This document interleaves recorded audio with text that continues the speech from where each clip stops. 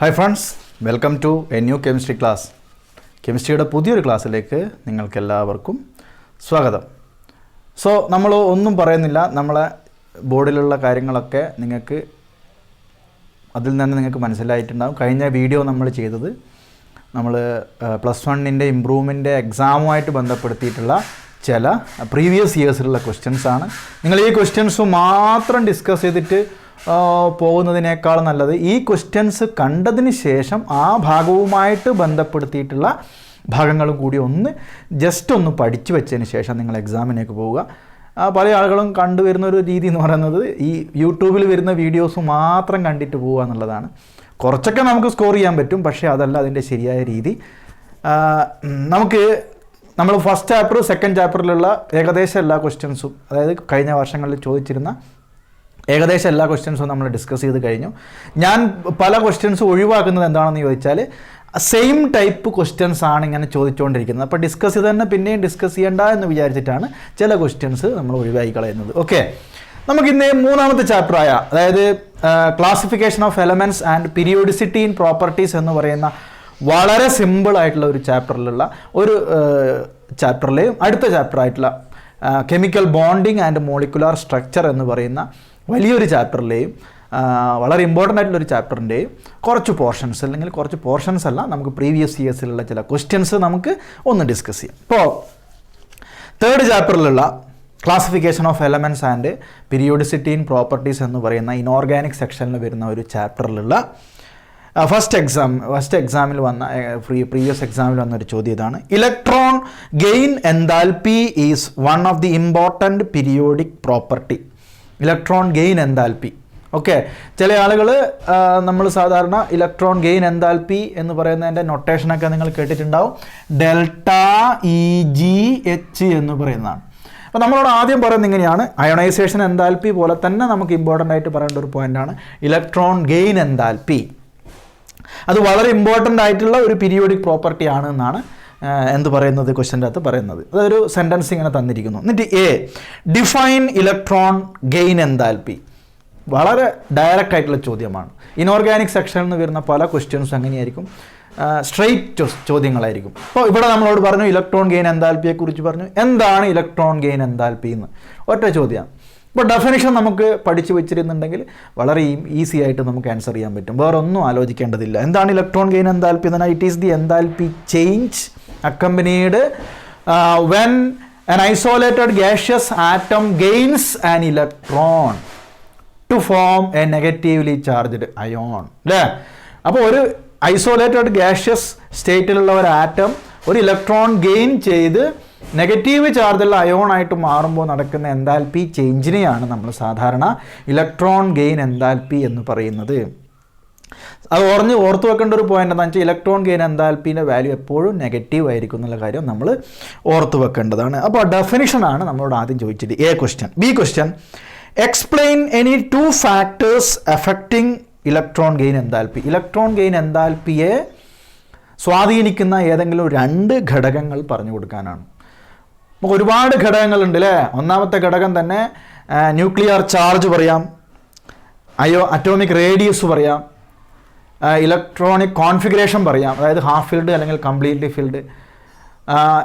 അതുപോലെ ഇതിന് shielding effect പറയാൻ പറ്റില്ലെങ്കിലും ഇത്തരത്തിലുള്ള ഒരുപാട് ഫാക്ടേഴ്സ് നമ്മൾ ടെക്സ്റ്റ് ബുക്കിൽ പറയുന്നുണ്ട്. അതിൽ ഏറ്റവും ഇമ്പോർട്ടൻ്റ് ആയിട്ടുള്ള രണ്ട് ഫാക്ടേഴ്സാണ്, ഒന്ന് ന്യൂക്ലിയർ ചാർജും അറ്റോമിക് റേഡിയസും.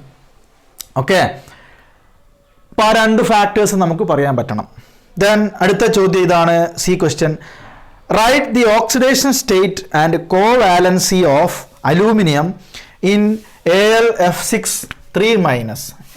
AlF6 3-. ഈ അയോണിലുള്ള അലൂമിനിയത്തിൻ്റെ ഓക്സിഡേഷൻ സ്റ്റേറ്റും കോവാലൻസിയും എത്രയാണെന്നാണ് നമുക്ക് പറഞ്ഞു കൊടുക്കേണ്ടത്.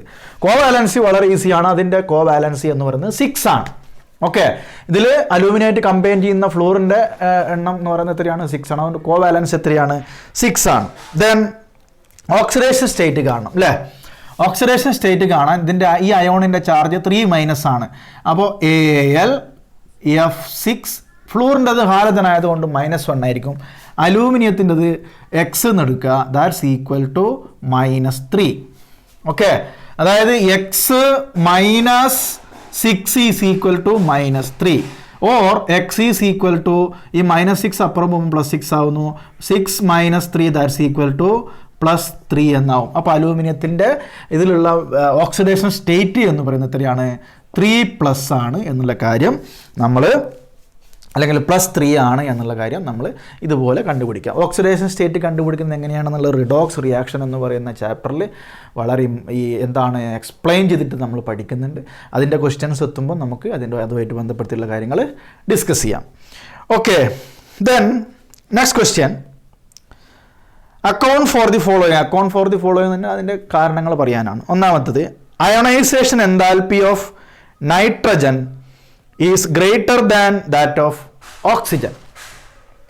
നൈട്രജൻ്റെ അയോണൈസേഷൻ എൻതാൽപ്പി എന്ന് പറയുന്നത് ഓക്സിജൻ്റെ അയോണൈസേഷൻ എൻതാൽപ്പിയേക്കാൾ കൂടുതലാണ്. സാധാരണ രീതിയിൽ നമുക്കറിയാം നൈട്രജൻ കഴിഞ്ഞിട്ടാണ് ഓക്സിജൻ വരുന്നത്. സാധാരണ രീതിയിൽ ഒരു പീരീഡിൽ ലെഫ്റ്റ് ടു റൈറ്റ് പോകും തോറും അയോണൈസേഷൻ എൻതാൽപ്പി കൂടി വരികയാണ് ചെയ്യുക. അപ്പോൾ ഇതൊരു എക്സെപ്ഷൻ കേസാണ്. നൈട്രജൻ കഴിഞ്ഞിട്ടാണ് ഓക്സിജൻ വരുന്നത്. പക്ഷേ ഓക്സിജൻ്റെ അയോണൈസേഷൻ എൻതാൽപ്പിയേക്കാളും കൂടുതലാണ് ആർക്ക്? നൈട്രജന്. എന്താണ് അതിന് കാരണം എന്നുള്ളത് പലപ്പോഴും ചോദിക്കുന്ന ഒരു ചോദ്യമാണ്. ഞാൻ ഇതിൻ്റെ ക്ലാസ് എടുക്കുമ്പോഴൊക്കെ കുട്ടികളോട് പറയാറുണ്ട്. ഈ നൈട്രജൻ്റെ കേസിൽ നൈട്രജൻ്റെ ഇലക്ട്രോണിക് കോൺഫിഗറേഷൻ എന്ന് പറയുന്നത് 7 ആണ് atomic number. 1s2 2s2 2p3. ഈ 2p3 എന്ന് പറയുന്ന കോൺഫിഗറേഷൻ, P6 എന്ന് പറയുന്നതിൻ്റെ നേർപകുതി ഇലക്ട്രോണാണ് P3. അപ്പോൾ നമുക്ക് എന്ത് പറയാം? ഹാഫ് ഫിൽഡ് ഇലക്ട്രോണിക് കോൺഫിഗറേഷൻ ആണ് നൈട്രജൻ ഉള്ളത്. ഹാഫ് ഫിൽഡ് ഇലക്ട്രോണിക് കോൺഫിഗറേഷൻ എന്ന് പറയുമ്പോൾ എക്സ്ട്രാ സ്റ്റെബിലിറ്റിയാണ് നമ്മളവിടെ ഇൻഡിക്കേറ്റ് ചെയ്യുന്നത്. എക്സ്ട്രാ സ്റ്റെബിലിറ്റി എന്ന് പറയുമ്പോൾ അവിടുന്ന് ഇലക്ട്രോണിനെ റിമൂവ് ചെയ്യാനുള്ള എനർജി കൂടുന്നു, അതായത് അയോണൈസേഷൻ എൻതാൽപ്പി ഇൻക്രീസ് ചെയ്യുന്നു. അപ്പോൾ ഓക്സിജനേക്കാളും അയോണൈസേഷൻ എൻതാൽപ്പി ആർക്കാണ് കൂടുതൽ? നൈട്രജൻ ആണ് എന്നുള്ള കാര്യം നമ്മൾ ഓർത്തു വെക്കുക. അതിൻ്റെ കാരണം എന്താണ്? അതിൻ്റെ ഹാഫ് ഫിൽഡ് ഇലക്ട്രോണിക് കോൺഫിഗറേഷൻ ആണ് അതിൻ്റെ കാരണം എന്നുള്ള കാര്യം നമ്മൾ എഴുതി കൊടുക്കണം. കൂടാതെ നമ്മൾ അതിൻ്റെ ഇലക്ട്രോണിക് കോൺഫിഗറേഷനും എഴുതി കൊടുക്കണം. ഓക്കെ, then അടുത്ത കാരണം പറയാനുള്ളത്, second period elements show anomalous behaviour.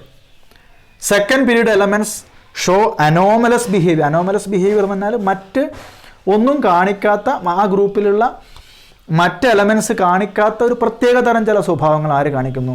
Second പീരീഡിൽ വരുന്ന ഓരോ ഗ്രൂപ്പിലും വരുന്ന എലമെൻറ്റ്സ് കാണിക്കുന്നു. അതിൻ്റെ റീസൺ എന്താണെന്നുള്ളതാണ്. നമുക്ക് അതിനൊരു 2-3 പോയിൻ്റ് ഓർത്ത് വെക്കണം. ഈ പോയിൻ്റുകൾ നിങ്ങൾ എന്തായാലും പഠിച്ചു വെക്കേണ്ട പോയിൻ്റുകളാണ്. ഒന്ന്, സ്മോൾ സൈസ്. സെക്കൻഡ് പീരീഡ് എലമെൻറ്റ്സൊക്കെ മറ്റ് ഗ്രൂപ്പിലുള്ള എലമെൻറ്റ്സിനെ സംബന്ധിച്ച് അല്ലെങ്കിൽ അപേക്ഷിച്ച് നോക്കുമ്പോൾ സൈസ് കുറവാണ്. രണ്ടാമത്തത്, ഹൈ ഇലക്ട്രോനെഗറ്റിവിറ്റി.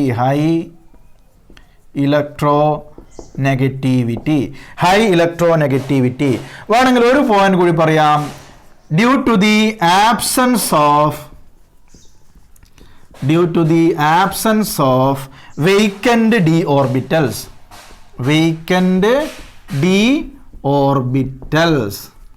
ഈ 3 കാരണങ്ങളാണ് ഈ സെക്കൻഡ് പീരീഡിലുള്ള എലമെൻറ്റ്സ് അനോമലസ് ബിഹേവിയർ കാണിക്കാനുള്ള പ്രധാനപ്പെട്ട കാരണങ്ങൾ. ഈ 3 പോയിന്റ് പഠിച്ചാൽ തന്നെ നമുക്ക് എക്സാമിന് വരുന്ന ചോദ്യങ്ങൾക്ക് ഉത്തരങ്ങൾ എഴുതാൻ സാധിക്കും. ഏതൊക്കെയാണ്? Small size, high electronegativity, vacant or absence of vacant D orbitals. Ready അല്ലേ? അപ്പോൾ ഇത്തരത്തിൽ വരുന്ന ചോദ്യങ്ങൾ പലപ്പോഴും ക്വസ്റ്റ്യൻ പേപ്പറിൽ കാണുന്നതാണ്. സെക്കൻഡ് പീരീഡിലുള്ള എലമെൻസിൻ്റെ അനോമലസ് ബിഹേവിയറുമായിട്ട് ബന്ധപ്പെടുത്തിയിട്ട് സാധാരണ ചോദിക്കുന്ന ചോദ്യങ്ങളുണ്ട്. പിന്നെ അതേപോലെ തന്നെ ആ ഭാഗം ചർച്ച ചെയ്യുമ്പോൾ നമ്മൾ പറയേണ്ട മറ്റൊരു പ്രോപ്പർട്ടിയാണ് ഈ ഡയഗണൽ റിലേഷൻഷിപ്പ് എന്ന് പറയുന്ന ഒരു പോയിന്റ്. അതും സാധാരണ രീതിയിൽ ചോദിക്കാറുണ്ട്. അതായത് സെക്കൻഡ് പീരീഡിലുള്ള എലമെൻറ്റ്സ് നെക്സ്റ്റ് ഹയർ ഗ്രൂപ്പിലുള്ള തേർഡ് പീരീഡിലുള്ള എലമെൻസുമായിട്ട് ഡയഗണലി എന്ത് കാണിക്കുന്നു? ഒരു തരം റിസംബ്ലൻസ് കാണിക്കുന്നു, അല്ലെങ്കിൽ സാമ്യത കാണിക്കുന്നു. അതിനെയാണ് നമ്മൾ സാധാരണ ഡയഗണൽ റിലേഷൻഷിപ്പ് എന്ന് പറയുന്നത്. ഉദാഹരണം നോക്കിയാൽ ഇപ്പോൾ ബെറീലിയം, ബോറോൺ, കാർബൺ, നൈട്രജൻ. ബെറീലിയത്തിൻ്റെ താഴെ മഗ്നീഷ്യം വരും, അതിൻ്റെ താഴെ അലൂമിനിയം വരും, അതിൻ്റെ താഴെ സിലിക്കൺ വരും. ഇങ്ങനെയുള്ള കേസുകൾ നമ്മൾ എഴുതി നോക്കിയാൽ നമുക്ക് എന്ത് കാണാൻ സാധിക്കും? ഇവിടെ സെക്കൻഡ് പീരീഡിലുള്ള എലമെൻറ്റ്സ് തേർഡ് പീരീഡിലുള്ള നെക്സ്റ്റ് ഹയർ ഗ്രൂപ്പിലുള്ള എലമെൻറ്റ്സുമായിട്ട് റിസംബ്ലൻസ് കാണിക്കുന്നതായിട്ട് കാണാം. അതിനാണ് ഡയഗണൽ റിലേഷൻഷിപ്പ് എന്ന് പറയുന്നത്. അപ്പോൾ അതിൻ്റെ ഡെഫിനിഷനും അതിൻ്റെ കാരണങ്ങളൊക്കെ ആ പോർഷൻസിൽ നിങ്ങളൊന്ന് പോയിട്ടൊന്ന് വായിച്ചു നോക്കുക. നമുക്കിപ്പോൾ ഇവിടെ പറയാൻ സമയം ഇല്ലാത്തത് കൊണ്ടാണ്. നമുക്ക് അടുത്ത ചാപ്റ്ററിലെ ക്വസ്റ്റ്യൻസ് കൂടി ഡിസ്കസ് ചെയ്യാനുള്ളത് കൊണ്ടാണ്. ദെൻ അടുത്തൊരു ചോദ്യം, a group of ions are given below, find one pair which is not isoelectronic. അപ്പോൾ എന്താണ് ഈ ഐസോ ഇലക്ട്രോണിക് എന്ന് പറഞ്ഞാൽ? നമ്പർ ഓഫ് ഇലക്ട്രോൺസ് ഒരേപോലെയുള്ള സ്പീഷീസിനെയാണ് നമ്മൾ സാധാരണ ഐസോ ഇലക്ട്രോണിക് സ്പീഷീസ് എന്ന് പറയുന്നത്. ഇലക്ട്രോണുകളുടെ എണ്ണം ഒരേപോലെയാണെങ്കിൽ അതിനെ പറയുന്ന പേരാണെന്ത്? ഐസോ ഇലക്ട്രോണിക് സ്പീഷീസ് എന്ന്. ഇപ്പം നമ്മളിവിടെ തന്നിരിക്കുന്ന എക്സാമ്പിൾസ് നോക്കുക. Na+, Al3+, Ca2+, Br-, F-. Okay, ഇതിൽ ഏതിലൊക്കെയാണ് ഒരേപോലെ ഇലക്ട്രോണുകൾ ഉള്ളതെന്ന് നോക്കുക. ഇപ്പോൾ Na+ എന്നാൽ സോഡിയത്തിൻ്റെ അറ്റോമിക് നമ്പർ 11 ആണ്. അപ്പോൾ അതിലൊരു ഇലക്ട്രോൺ പോയാലാണ് Na+ അയോൺ ആവുക. ഇപ്പോൾ Na+ അയോണിൻ്റെ ഇലക്ട്രോണിൻ്റെ എണ്ണം 11 പോയാൽ 10 ഇലക്ട്രോൺ ആണ്. അലൂമിനിയത്തിൻ്റെ Al3+ എന്ന് പറയുമ്പോൾ അലൂമിനിയത്തിൻ്റെ അറ്റോമിക് നമ്പർ 13 ആണ്. അപ്പോൾ 3 ഇലക്ട്രോൺ പോയാലാണ് Al3+ അയോൺ ഉണ്ടാവുക. അപ്പോൾ 13 പോയാൽ 10 ഇലക്ട്രോൺ ആണ്. അതേപോലെ F- എന്ന് പറഞ്ഞാൽ ഫ്ലൂറിൻ്റെ അറ്റോമിക് നമ്പർ 9 ആണ്. There are 9 electrons. അപ്പോൾ മൈനസ് ചാർജ് ഉണ്ടാവും, ഒരു എക്സ്ട്രാ ഇലക്ട്രോൺ അവിടെ ഉണ്ട്. അപ്പോൾ 9ൻ്റെ കൂടെ ഒന്നും കൂടി പോയാൽ 10 ഇലക്ട്രോൺ ആയി. അതേസമയം കാൽസ്യത്തിൻ്റെയും ബ്രോമിൻ്റെയും കേസിൽ കാൽസ്യത്തിൻ്റെ അറ്റോമിക് നമ്പർ 20 ആണ്, ബ്രോമിൻ്റെത് 35 ആണ്. അങ്ങനെ നോക്കുമ്പോൾ എന്താ, ഈ കാൽസ്യത്തിലും ബ്രോമിലും ഒരിക്കലും ഈ പറയുന്ന പോലെയുള്ള ഒരേ തരത്തിലുള്ള ഇലക്ട്രോൺ വരില്ല. അപ്പോൾ ഇവിടെയുള്ള പേർ ഏതൊക്കെയാണ്? ഐസോ ഇലക്ട്രോണിക് സ്പീഷീസ് അല്ലാത്തത് Ca2+ഉം Br- ആണ്. ഓർത്തു വെക്കുക. ഓക്കെ, അപ്പോൾ ഇത്തരത്തിലുള്ള ചോദ്യങ്ങൾ നമുക്ക് വന്നാൽ നമുക്ക് എഴുതാൻ സാധിക്കണം. അപ്പോൾ എന്താണ് ഐസോ ഇലക്ട്രോണിക് സ്പീഷീസ് എന്നൊക്കെ ചോദിച്ചാൽ നമുക്ക് പറയാൻ പറ്റും atoms or group atomic groups, atom groups having same number of electrons. Okay, അടുത്ത ചോദ്യം നോക്കുക. Names of elements with atomic numbers greater than 100 are given by IUPAC. അപ്പോൾ IUPAC ആയിട്ട് ബന്ധപ്പെടുത്തിയിട്ടുള്ള ചോദ്യങ്ങൾ ഓർഗാനിക്കിലും മാത്രമല്ല, നമ്മൾ ഈ ചാപ്റ്ററിലും the naming of elements having atomic numbers greater than 100 എന്ന് പറഞ്ഞൊരു പോർഷനിൽ നമ്മൾ പഠിച്ചതാണ് അല്ലേ. അവിടെ നമ്പറിൻ്റെ ലാറ്റിൻ നെയിം റൂട്ട്സിൽ നിന്നാണ് എന്തുണ്ടായത്, അതിൻ്റെ എലമെൻറ്റ്സിൻ്റെ നെയിംസ് IUPAC പറയുന്നത്. അപ്പോൾ നമ്മുടെ ചോദ്യം ഇത്രയാണ്, the atomic number of the element with IUPAC name BM is, ഈ ഇങ്ങനെ പേര് വരുന്ന എലമെൻറ്റിൻ്റെ അറ്റോമിക് നമ്പർ എത്രയാണെന്നാണ് ചോദ്യം. അപ്പോൾ അവിടെ നമ്മൾ എന്ത് പഠിച്ചിരുന്നു? കുറേ നെയിം റൂട്ട്സ് പഠിച്ചിരുന്നു അല്ലേ.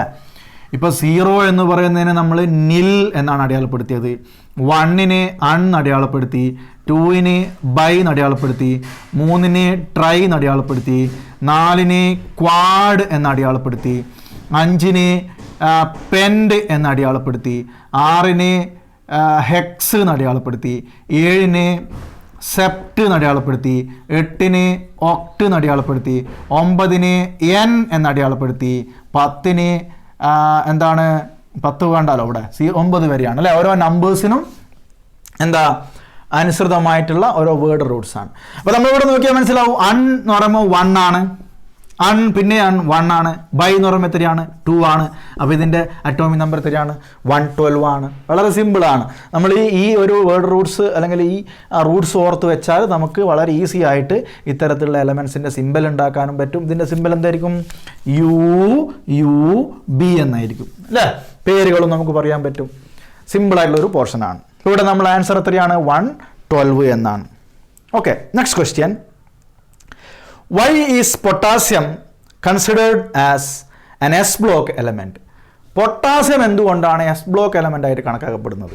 അപ്പോൾ പൊട്ടാസ്യത്തിൻ്റെ സബ്ഷെൽ ഇലക്ട്രോണിക് കോൺഫിഗറേഷൻ നമ്മൾ എഴുതി കൊടുക്കുക. 19 1s2 2s2 2p6 3s2 3p6 4s1.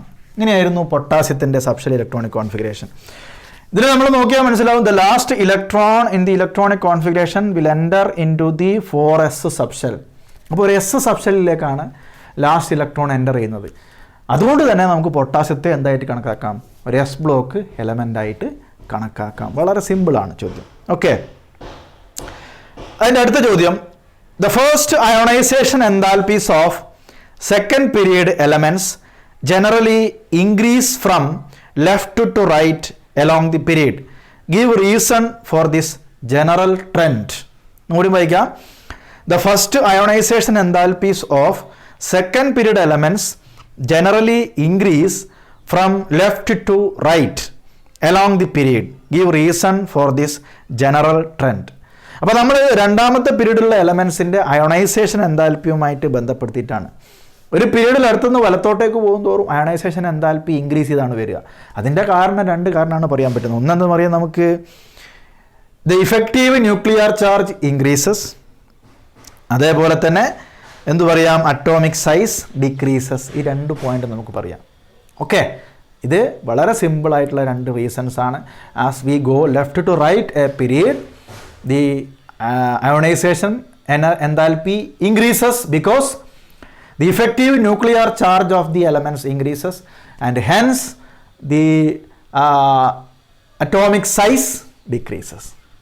Okay, അപ്പോൾ ഇത്തരത്തിലുള്ള കുറേ ചോദ്യങ്ങളാണ് തേർഡ് ചാപ്റ്ററിൽ നിന്നും വരാറുള്ളത്. നമുക്ക് വളരെ വേഗത്തിലാണ് നമ്മൾ ഡിസ്കസ് ചെയ്തത്. നമുക്ക് സമയം ഇല്ലാത്തത് കൊണ്ടാണ് ഇത്രയും കാര്യങ്ങൾ നമുക്കിതിൽ ഉൾപ്പെടുത്താൻ വേണ്ടിയിട്ടുള്ള കുറച്ച് സ്പീഡിൽ പറയുന്നതാണ്. എന്നാലും നിങ്ങൾക്ക് മനസ്സിലാകുന്നുണ്ട് എന്ന് ഞാൻ വിചാരിക്കുന്നു. ഇനി നമ്മൾ തേർഡ് ചാപ്റ്ററിലുള്ള കാര്യം പറയാം. തേർഡ് ചാപ്റ്റർ പല കൺസെപ്റ്റുകളും പഠിക്കുന്ന ഒരു ചാപ്റ്ററാണ്. ഒരുപാട് കൺസെപ്റ്റുകൾ നമ്മൾ അതിൽ പഠിക്കുന്നുണ്ട്. അതായത് chemical bonding and molecular structure എന്ന് പറയുന്നത്. അതിൽ തന്നെ വളരെ ഇമ്പോർട്ടൻ്റ് ആയിട്ടുള്ള ഒരു പോർഷനാണ് ഹൈബ്രിഡൈസേഷൻ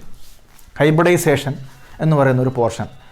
അപ്പോൾ ഹൈബ്രിഡൈസേഷൻ എന്ന് പറഞ്ഞാൽ it is the intermixing of atomic orbitals to form equal number of degenerate orbitals known as hybrid orbitals. നമ്മൾ പലതരത്തിലുള്ള ഹൈബ്രിഡൈസേഷൻ പഠിച്ചിട്ടുണ്ട്. sp3 പഠിച്ചിട്ടുണ്ട്, sp2 പഠിച്ചിട്ടുണ്ട്, sp പഠിച്ചിട്ടുണ്ട്, അതുപോലെ sp3d പഠിച്ചിട്ടുണ്ട്, sp3d2 പഠിച്ചിട്ടുണ്ട്. അത്രയും ഹൈബ്രിഡൈസേഷൻ നമുക്ക് പഠിക്കാനുണ്ട്. അപ്പോൾ അതുമായിട്ട് ബന്ധപ്പെടുത്തിയിട്ടുള്ള ഒരു ചോദ്യമാണ് ഞാൻ ആദ്യം പറയുന്നത്. The geometry of molecule is decided by type of hybridization. 2017 ചോദിച്ച ചോദ്യമാണ്. ഒരു മോളിക്യൂളിൻ്റെ ജോമെട്രി ഡിസൈഡ് ചെയ്യുന്നത് അതിലടങ്ങിയിരിക്കുന്ന സെൻട്രൽ ആറ്റത്തിൻ്റെ ഹൈബ്രിഡൈസേഷനാണ്. Discuss the shape of PCl5 molecule, phosphorus pentachloride PCl5 molecule using hybridization ഉപയോഗിച്ചുകൊണ്ട് നമുക്ക് എന്ത് കണ്ടുപിടിക്കണം, അല്ലെങ്കിൽ പറയണം, എക്സ്പ്ലെയിൻ ചെയ്യണം. PCl5 എന്ന് പറയുന്ന മോളിക്യൂളിൻ്റെ ഷേപ്പ് നമുക്ക് എക്സ്പ്ലെയിൻ ചെയ്ത് കൊടുക്കണം. അപ്പോൾ PCl5 എന്ന് പറയുമ്പോൾ അതിൻ്റെ സെൻട്രൽ ആറ്റം എന്ന് പറയുന്നത് എന്താണ്? ഫോസ്ഫറസ് ആണ്. അതിൻ്റെ അറ്റോമിക് നമ്പർ 15 ആണ്. അതിൻ്റെ subshell electronic configuration 1s2 2s2 2p6 3s2 3p3 എന്നാണ്. 3s2 3p3 എന്നാണ്. This is the subshell electronic configuration. അപ്പോൾ നമുക്ക് അതിൻ്റെ ഓർബിറ്റൽ സ്ട്രക്ചർ വരച്ചാൽ ഇതുവരെ നമ്മൾ എഴുതേണ്ട ആവശ്യമില്ല. 3s എങ്ങനെ വരക്കാം? 3s 3p അതിൻ്റെ അപ്പുറമുള്ള 3dയും കൂടി നമ്മൾ വരക്കും. ഹൈബ്രിഡൈസേഷനുമായിട്ട് ബന്ധപ്പെടുത്തിയിട്ട് പറയുമ്പോൾ നമ്മളിങ്ങനെ ഈ ഓർബിറ്റൽസ് വരച്ചിട്ട് എക്സ്പ്ലെയിൻ ചെയ്താൽ ആൻസർ ഷീറ്റ് നോക്കുന്നയാൾക്ക് വളരെ ഈസിയാണ്. നമുക്ക് പറയാൻ ഉദ്ദേശിക്കുന്ന കാര്യങ്ങൾ അദ്ദേഹത്തിന് വളരെ ക്ലിയർ ആയിട്ട് മനസ്സിലാവും. This is the 3s orbital, this is the 3p എന്ന് പറയുമ്പോൾ 3px 3py 3pz ആണ്. ഇത് 3d ഓർബിറ്റൽ, അതായത് 3dxy dyz dxz dx² - y² and dz². 3sൽ 2 ഇലക്ട്രോൺ, അപ്പോൾ അത് പെയർ ചെയ്തിട്ടാണുള്ളത്. 3pയിൽ 3 ഇലക്ട്രോൺ. ഇതാണ് ഇതിൻ്റെ ഗ്രൗണ്ട് സ്റ്റേറ്റ്. ഫോസ്ഫറസ് ഗ്രൗണ്ട് സ്റ്റേറ്റിലുള്ള ഇലക്ട്രോണിക് കോൺഫിഗറേഷനാണ്. ഡ്യൂറിങ് ഹൈബ്രിഡൈസേഷൻ നടക്കുമ്പോൾ ഇവിടെ 3s പെയർ ചെയ്തിരിക്കുന്ന ഇലക്ട്രോണ് എക്സൈറ്റ് ചെയ്തിട്ട് എവിടെ പോയി നിൽക്കുന്നു? 3D സബ്ഷെഡിൽ പോയി ജമ്പ് ചെയ്യുന്നു അല്ലേ? അപ്പോൾ അതിൻ്റെ എക്സൈറ്റഡ് സ്റ്റേറ്റിലുള്ള ഇലക്ട്രോണിക് കോൺഫിഗറേഷൻ നമുക്ക് എങ്ങനെ വരക്കാം? ഇങ്ങനെ വരക്കാം.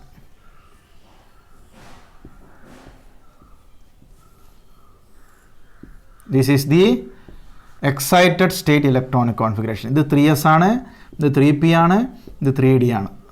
3sലുള്ള ഒരു ഇലക്ട്രോൺ എവിടത്തേക്ക് ജമ്പ് ചെയ്യുന്നു? 3dയിലേക്ക് ജമ്പ് ചെയ്യുന്നു. ഇതിൽ ഓരോന്നിലും ഓരോ ഇലക്ട്രോൺ. ഓക്കെ, ഇനി ഒരു എസും 3 പിയും 1 ഡിയും കൂടി ഹൈബ്രിഡൈസേഷൻ നടക്കുന്നു, sp3d. അപ്പോൾ PCl5 ഫോസ്ഫറസ് ഏത് ഹൈബ്രിഡൈസേഷനിലാണ്? sp3d എന്ന് പറയുന്ന ഹൈബ്രിഡൈസേഷനിലാണ്. ഇവിടെ എത്ര ഓർബിറ്റൽസ് ആണ് കമ്പൈൻ ചെയ്യുന്നത്? 1, 3, 5 ഓർബിറ്റൽസ്. അപ്പോൾ 5 ഹൈബ്രിഡ് ഓർബിറ്റൽസ് ഫോം ചെയ്യുന്നു. 5 ഹൈബ്രിഡ് ഓർബിറ്റൽസ് ഒരേ ഷേപ്പിൽ ഒരേ എനർജിയിലുള്ള 5 ഹൈബ്രിഡ് ഓർബിറ്റൽസ് ഫോം ചെയ്യുന്നു. അതിൽ ഫോസ്ഫറസിൻ്റെ 3 എണ്ണം ഇങ്ങനെ ഒരു പ്ലെയിനിൽ ക്ലോറിനുമായിട്ട് എന്ത് ചെയ്യുന്നു? ബോണ്ട് ചെയ്യുന്നു അല്ലേ? അതൊരു പ്ലെയിനിലാണ്.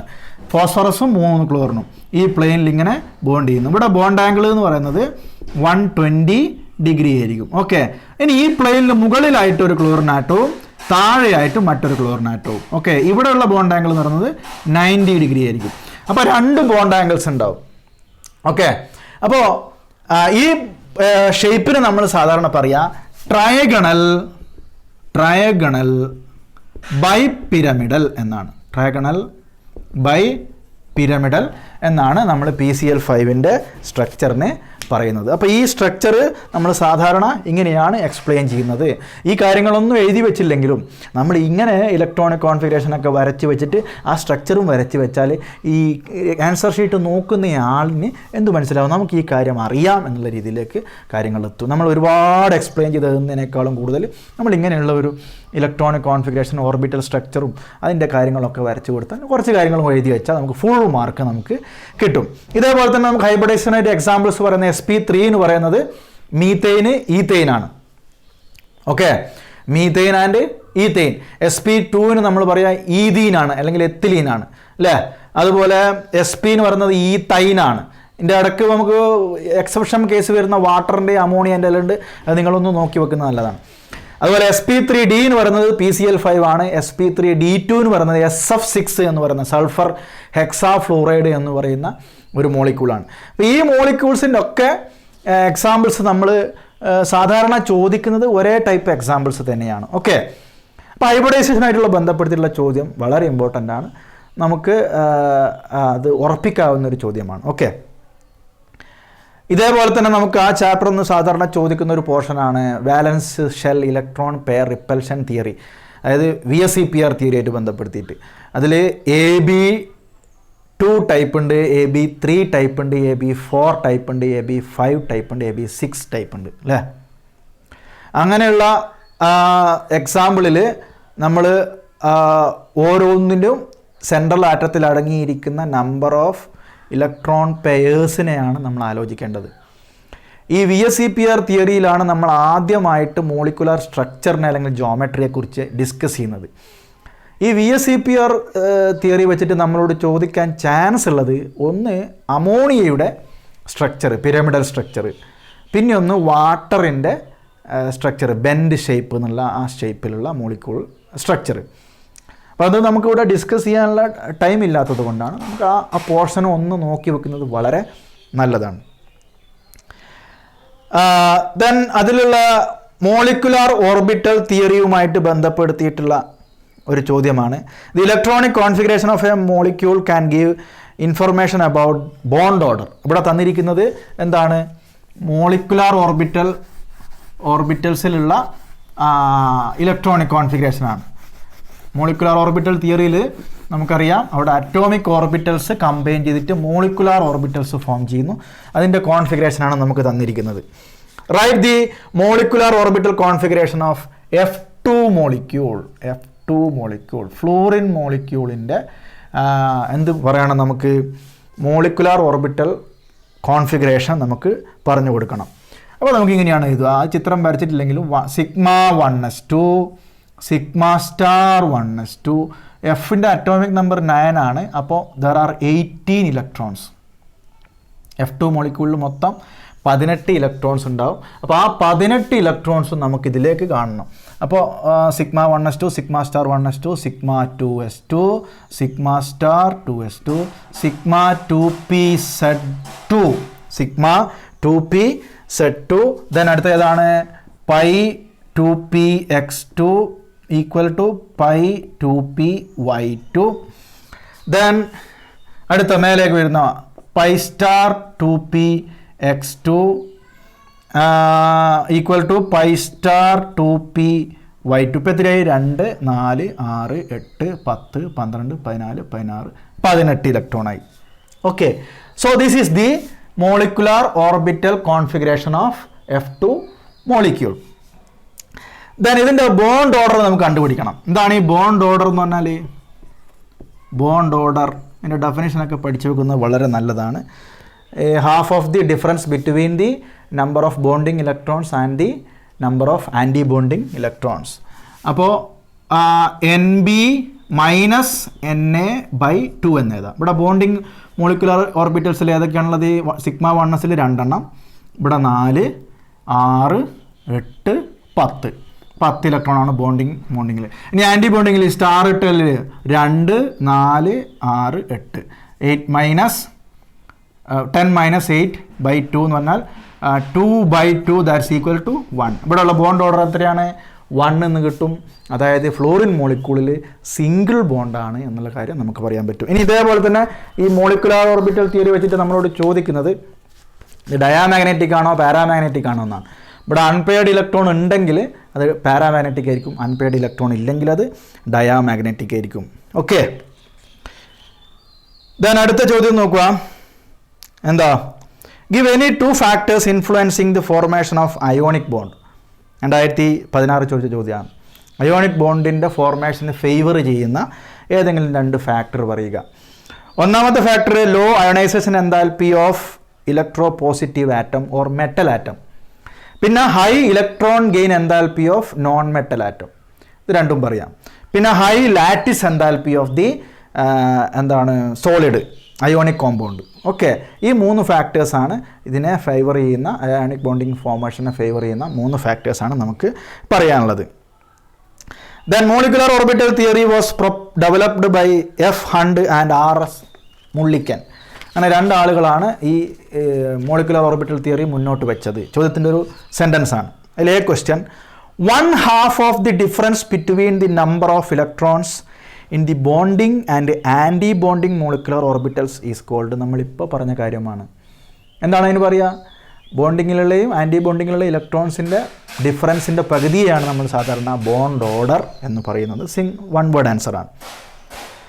Right the molecular orbital configuration of N2 molecule. N2 മോളിക്യൂളിൻ്റെ മോളിക്കുലർ ഓർബിറ്റൽ കോൺഫിഗറേഷൻ എഴുതാനാണ്. N2 എന്ന് പറയുമ്പോൾ നൈട്രജൻ്റെ അറ്റോമിക് നമ്പർ 7 ആണ്. അപ്പോൾ 14 ഇലക്ട്രോൺ ഉണ്ടാവും. അത് വെച്ചിട്ട് നമുക്ക് പറയാൻ പറ്റണം. ദെൻ അടുത്തത് predict the stability and magnetic property of N2 with reasons. അപ്പം നൈട്രജൻ്റെ നമ്മൾ എഴുതിയാൽ നൈട്രജൻ്റെ കേസിൽ അത് ഒരു ലൈറ്റർ മോളിക്യൂളാണ്. ഫ്ലൂറിൻ്റെ ഓക്സിജൻ്റെ ഒക്കെ കേസിൽ അത് ഹെവിയർ മോളിക്യൂളാണ്. ആ ഡിഫറൻസ് നിങ്ങൾ ഓർത്ത് വെക്കണം. അപ്പോൾ അവിടെ നൈട്രജൻ്റെ നമ്മൾ എഴുതുമ്പോൾ ഇവിടെ നമ്മൾ സിഗ്മ 2pz എഴുതിയത് പൈ 2pxനും പൈ 2pyനും മുന്നെയാണ്. നൈട്രജൻ്റെ എഴുതുമ്പോൾ ഇത് കഴിഞ്ഞതിന് ശേഷമാണ് എഴുതേണ്ടത്. ഓക്കെ, അപ്പോൾ നൈട്രജൻ്റെ നമ്മളൊന്ന് എഴുതി വെക്കുക. നൈട്രജൻ്റെ നമ്മളൊന്ന് എഴുതി നോക്കിയാൽ എങ്ങനെ വരും? ഇതാ N2 മോളിക്യൂളാണ്, 14 ഇലക്ട്രോൺസ് ആണുള്ളത്. അപ്പോൾ sigma 1s2, sigma star 1s2, sigma 2s2, sigma star 2s2. Then അടുത്തതായിട്ട് നമ്മൾ എഴുതണം, ഇതിനു മുന്നേ ഇത് എഴുതണം. അതായത് pi 2px2 is equal to pi 2py2. Then അടുത്തത് ഏതാണ്? Sigma 2pz2. അപ്പോൾ എത്ര? 2, 4, 6, 8, 10, 12, 14 ഇലക്ട്രോൺ. ഓക്കെ, ഇതൊരു ഇത് ഹെവിയർ മോളിക്യൂളാണ്. F2 എന്ന് പറയുന്ന കേസിൽ അത് ഹെവിയർ മോളിക്യൂളാണ്. N2 എന്ന് പറയുന്നത് ലൈറ്റർ മോളിക്യൂളാണ്. അപ്പോൾ അവിടെ കോൺഫിഗറേഷൻ എഴുതുമ്പോൾ നിങ്ങൾ ശ്രദ്ധിച്ചിട്ട് എഴുതണം. ഇനി നമുക്കിവിടെ ബോണ്ട് ഓർഡർ കണ്ടുപിടിക്കണം. ബോണ്ട് ഓർഡർ എത്രയായിരിക്കും? ബോണ്ട് ഓർഡർ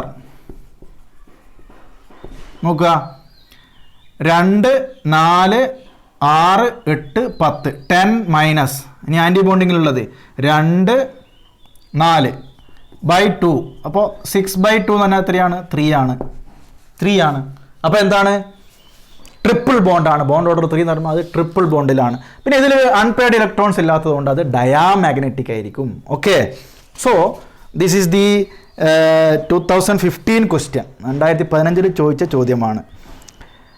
അടുത്ത ചോദ്യമാണ് ഹൈബ്രിഡൈസേഷനായിട്ട് ബന്ധപ്പെടുത്തിയിട്ട് തന്നെയുള്ളൊരു ചോദ്യമാണ്. Explain sp3 hybridisation taking methane, അതായത് CH4 ആസ് ആൻ എക്സാമ്പിൾ. മീതെയിനെ എക്സാമ്പിളായിട്ട് എടുത്തുകൊണ്ട് sp3 ഹൈബ്രിഡൈസേഷൻ എക്സ്പ്ലെയിൻ ചെയ്യാൻ. അപ്പോൾ ഹൈബ്രിഡൈസേഷനുമായിട്ട് ബന്ധപ്പെടുത്തിയിട്ടുള്ള ചോദ്യം പല കേസിലും ചോദിക്കുന്നുണ്ട്. അതുകൊണ്ട് തന്നെ നമ്മൾ ആ ഭാഗം നല്ല രീതിയിൽ പഠിച്ചു വെക്കേണ്ടത് അത്യാവശ്യമാണ്. അപ്പോൾ നമ്മളിപ്പോൾ sp3d നമ്മൾ PCl5ൻ്റെ 2017 ചോദിച്ചാൽ നമ്മൾ ഡിസ്കസ് ചെയ്തു. ഇനി നമ്മൾ ഡിസ്കസ് ചെയ്യുന്നത് sp3 ആണ് ഹൈബ്രിഡൈസേഷൻ. അതിൽ കാർബൺ ആണ്. കാർബണിൻ്റെ ഗ്രൗണ്ട് സ്റ്റേറ്റിലുള്ള ഇലക്ട്രോണിക് കോൺഫിഗറേഷൻ അങ്ങനെയാണ് 1s2 2s2 2p2 എന്നാണ്. അപ്പോൾ this is the 1s orbital, this is the 2s orbital and this is the 2p orbital. ഇത് 1s, ഇത് 2s, ഇത് 2p. അത് 2p 1sൽ 2 എണ്ണം, 2sൽ 2 എണ്ണം, 2pയിൽ 2 എണ്ണം. This is the ground state electronic configuration. ഇനി ഇതിൻ്റെ എക്സൈറ്റഡ് സ്റ്റേറ്റിലാവുമ്പോൾ 2sലുള്ള ഒരു ഇലക്ട്രോൺ എവിടത്തേക്ക് പോകുന്നു? 2pയിലേക്ക് പ്രൊമോട്ട് ചെയ്യപ്പെടുന്നു. അപ്പോൾ എങ്ങനെയാണ് അതിൻ്റെ കോൺഫിഗറേഷൻ? എക്സൈറ്റഡ് സ്റ്റേറ്റ് കോൺഫിഗറേഷൻ ഇങ്ങനെയാണ് ഉണ്ടാവുക. ശ്രദ്ധിക്കുക, ഇത് 1s, ഇത് 2s, ഇത് 2p ആണ്. ഇത് 1sൽ 2 കുഴപ്പമില്ല. പക്ഷേ 2sലുള്ള ഒരു ഇലക്ട്രോൺ എവിടത്തേക്ക് പ്രൊമോട്ട് ചെയ്യപ്പെടുന്നു? 2pയിലേക്ക് പ്രൊമോട്ട് ചെയ്യപ്പെടുന്നു. എന്നിട്ട് ഒരു എസും 3 p ഓർബിറ്റൽസും sp3 ഹൈബ്രിഡൈസേഷൻ നടക്കുന്നു. ഓക്കെ, അങ്ങനെ 4 sp3 ഹൈബ്രിഡ് ഓർബിറ്റൽസ് ഫോം ചെയ്യുന്നു. sp3 ഹൈബ്രിഡ് ഓർബിറ്റൽസ് ഫോം ചെയ്യുന്നു. ഓക്കെ, അതിൽ ഒരു sp3 ഹൈബ്രിഡ് ഓർബിറ്റലിനെ നമുക്ക് ഇങ്ങനെ റെപ്രസെൻ്റ് ചെയ്യാം. ഓക്കെ, അങ്ങനെ 4 എണ്ണം ഫോം ചെയ്യുന്നു. 4 എണ്ണം ഒരു ടെട്രാഹിഡ്രൻ്റെ 4 കോർണേഴ്സിലേക്കാണ് പോയിന്റ് ചെയ്ത് നിൽക്കുക. അവിടെ നമുക്ക് ബോണ്ട് ആംഗിൾ വരിക 109 ഡിഗ്രി 28 മിനിറ്റ് എന്ന് പറയുന്ന ഒരു ബോണ്ട് ആംഗിളാണ് sp3യിൽ വരിക. അപ്പോൾ നമ്മൾ അതിൻ്റെ സ്ട്രക്ചർ വരയ്ക്കുക. അപ്പോൾ കാർബണ്, സെൻട്രൽ കാർബൺ sp3 ഹൈബ്രിഡൈസേഷനിലാണ്. അതിൻ്റെ 4 sp3 ഹൈബ്രിഡ് ഓർബിറ്റൽസ് ആണ് ഞാനിവിടെ വരയ്ക്കുന്നത്. This is the 4 sp3 hybrid orbitals. Then ഈ ഓരോ sp3 ഹൈബ്രിഡ് ഓർബിറ്റൽസും ഓരോ ഹൈഡ്രജൻ്റെ 1s ഓർബിറ്റലുമായിട്ട് ആക്സിയൽ ഓവർലാപ്പിംഗ് നടന്നിട്ട് ഓരോ carbon hydrogen single bond form ചെയ്യുന്നു. ഇവിടെ ഒരു ഹൈഡ്രജൻ്റെ 1s ഓർബിറ്റൽ ആക്സിയൽ ഓവർലാപ്പിംഗ് നടക്കുന്നു. ഇവിടെ അടുത്തൊരു ഹൈഡ്രജൻ്റെ 1s ഓർബിറ്റൽ, അവിടെ ആക്സിയൽ ഓവർലാപ്പിംഗ് നടക്കുന്നു. ഇവിടെ അടുത്തൊരു ഹൈഡ്രജൻ്റെ 1s ഓർബിറ്റൽ ആക്സിയൽ ഓവർലാപ്പിംഗ്. ഇവിടെ മറ്റൊരു ഹൈഡ്രജൻ്റെ 1s ഓർബിറ്റൽ. അങ്ങനെ 4 CH bond, CH sigma bond form ചെയ്യുന്നു. ഇവിടെയുള്ള ബോണ്ട് ആംഗിൾ നടന്നത് 109 ഡിഗ്രി 28 മിനിറ്റ് ആണ്. അതുകൊണ്ട് മീഥേനിൻ്റെ മോളിക്കുലാർ സ്ട്രക്ചർ എന്ന് പറയുന്നത് എന്തായിരിക്കും? ടെട്രാഹിഡ്രൽ സ്ട്രക്ചർ ആയിരിക്കും. ഓക്കെ, അപ്പോൾ ഈ ഹൈബ്രിഡൈസേഷനുമായിട്ട് ബന്ധപ്പെടുത്തിയിട്ടുള്ള ചോദ്യങ്ങൾ നമ്മൾ കൃത്യമായിട്ടുള്ള രീതിയിൽ പഠിച്ച് വെക്കേണ്ടതാണ്. കാരണം അത്തരത്തിലുള്ള ചോദ്യങ്ങൾ നമുക്ക് പരീക്ഷയിൽ നല്ല രീതിയിൽ ചോദിക്കുന്നുണ്ട്. ഓക്കെ, അപ്പോൾ നമുക്ക് ഈ 2 ചാപ്റ്റേഴ്സിലുള്ള ക്വസ്റ്റ്യൻസും അതിൻ്റെ ആൻസേഴ്സുമാണ് നമ്മളിപ്പോൾ ഡിസ്കസ് ചെയ്തത്. ഇനി ഒരുപാട് ചോദ്യങ്ങളുണ്ട്. ആ ചോദ്യങ്ങളൊക്കെ ഏകദേശം ഇതുമായിട്ട് ബന്ധപ്പെടുത്തിയിട്ടുള്ള ചോദ്യങ്ങൾ തന്നെയാണ്. അതുകൊണ്ടാണ് നമ്മളത് മെൻഷൻ ചെയ്യാണ്ട് പോകുന്നത്. ഓക്കെ, നമുക്കിനി അടുത്ത ചാപ്റ്റേഴ്സിലുള്ള ചോദ്യങ്ങളുമായിട്ട് നമുക്ക് വീണ്ടും കാണാം. ഇതേപോലെ തന്നെ നിങ്ങൾക്ക് മറ്റ് സബ്ജക്റ്റുകളിൽ വരുന്ന സുവോളജി, ബോട്ടണി പോലെയുള്ള സബ്ജക്റ്റുകളിൽ വരുന്ന ഡൗട്ട്സ് ക്ലിയർ ചെയ്യാൻ, അല്ലെങ്കിൽ പ്രീവിയസ് ഇയേഴ്സിലുള്ള ക്വസ്റ്റ്യൻസ് ഒക്കെ കിട്ടണമെന്ന് നിങ്ങൾക്ക് ആഗ്രഹമുണ്ടെങ്കിൽ ഈ ചാനൽ ഒന്ന് സബ്സ്ക്രൈബ് ചെയ്യുക, ബെല്ലൈക്കൺ ക്ലിക്ക് ചെയ്യുക. അപ്പോൾ നമുക്ക് എന്ത് കിട്ടും? ഇതിൽ അപ്ലോഡ് ചെയ്യുന്ന എല്ലാ വീഡിയോസും നിങ്ങൾക്ക് നോട്ടിഫിക്കേഷനായിട്ട് വരും. അപ്പോൾ നമുക്ക് എന്ത് ഡൗട്ട് ഉണ്ടെങ്കിലും നിങ്ങൾക്ക് പേഴ്സണലായിട്ട് ഇൻബോക്സിൽ വന്നിട്ട് ചോദിക്കുകയും ചെയ്യാം. നമ്മളാകുന്ന പോലെ ക്ലിയർ ചെയ്ത് തരാം. അപ്പോൾ നമുക്ക് അടുത്ത ക്ലാസ്സിലുള്ള, അടുത്ത ചാപ്റ്റേഴ്സിലുള്ള ക്വസ്റ്റ്യൻസുമായിട്ട്, പ്രീവിയസ് ഇയേഴ്സിലുള്ള ക്വസ്റ്റ്യൻസുമായിട്ട് നമുക്ക് മറ്റൊരു ക്ലാസ്സിൽ കാണാം. അതുവരെ എല്ലാവർക്കും goodbye.